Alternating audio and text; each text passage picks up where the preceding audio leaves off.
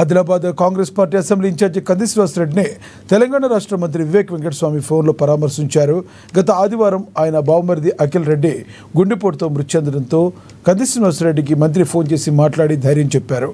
అఖిల్ మరణం పట్ల సంతాపం ప్రకటిస్తూ వారి కుటుంబానికి తీరని లోటని, చిన్న వయసులో మృతి చెందడం చాలా బాధాకరమని తెలిపారు.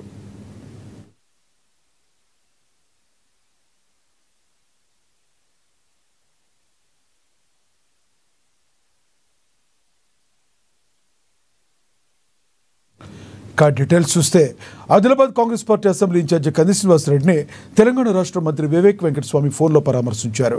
గత ఆదివారం ఆయన బావమరిది అఖిల్ రెడ్డి గుండెపోటుతో మృతి చెందడంతో కంది శ్రీనివాసరెడ్డికి మంత్రి ఫోన్ చేసి మాట్లాడి ధైర్యం చెప్పారు. అఖిల్ మరణం పట్ల సంతాపాన్ని ప్రకటిస్తూ వారి కుటుంబానికి తీరని లోటని, చిన్న వయసులో మృతి చెందడం చాలా బాధాకరమని తెలిపారు.